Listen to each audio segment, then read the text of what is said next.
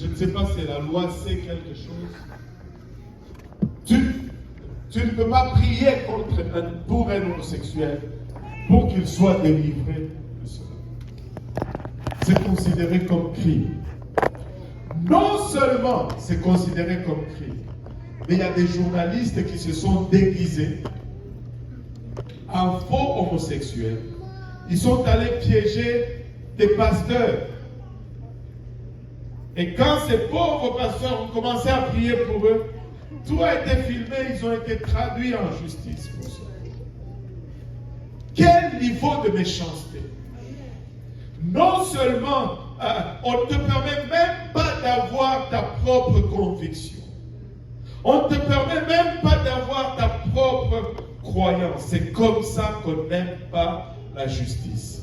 C'est comme ça qu'on n'aime pas Dieu. Laissez-moi vous dire, ils sont là pour nous poursuivre. Et ils vont nous persécuter. C'est pourquoi, laissez-moi vous dire, l'Église, si nous allons servir Dieu, ou bien nous sommes dedans, ou bien nous sommes dehors. Un pied dehors, un pied dedans, ça ne va pas le faire. Alléluia. Chrétien, aujourd'hui, demain, je ne suis pas sûr, tu ne vas pas y arriver. Parce que eux, ils sont sérieux dans leur affaire. Nous devons, oh Seigneur Jésus-Christ, quand nous venons ici, nous devons l'adorer comme si c'était la dernière fois qu'on a le droit de l'adorer.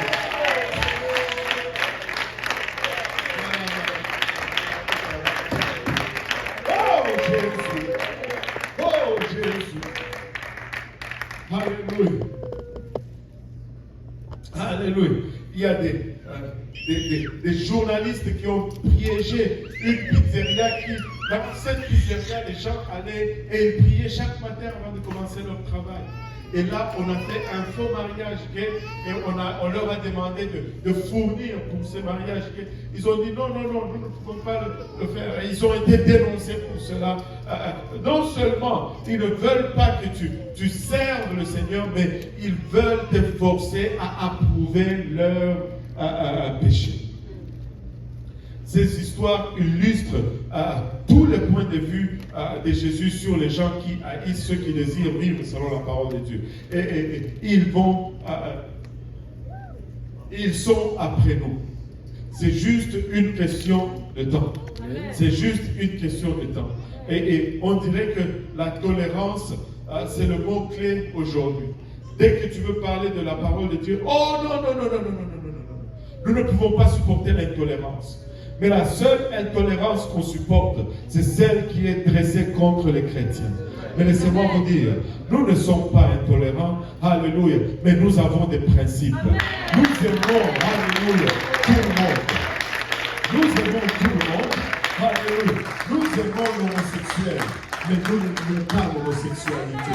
Nous aimons les pécheurs, mais nous n'aimons pas le péché.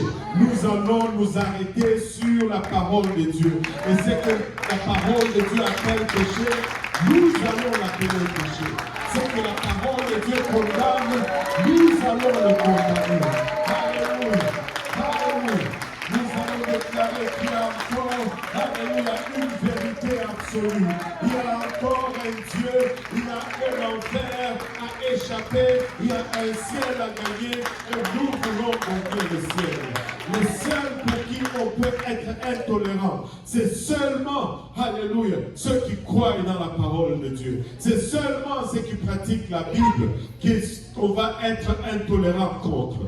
Ils vont se moquer du Seigneur Jésus-Christ, ils vont faire de parodies. Je ne vois personne faire de parodie de Mahomet. Je ne vois personne faire de parodie d'islam. Parce qu'ils savent que de l'autre côté, si tu joues comme ça, les bombes vont commencer à exploser. Mais nous ne sommes pas pour aller, alléluia, dans cet extrême. Mais nous allons croire dans notre vérité. Nous allons confesser notre foi. Nous allons confesser la parole de l'Éternel. Renseignez-vous lorsque vous serez outragés, persécutés à cause de son nom. Alléluia, alléluia.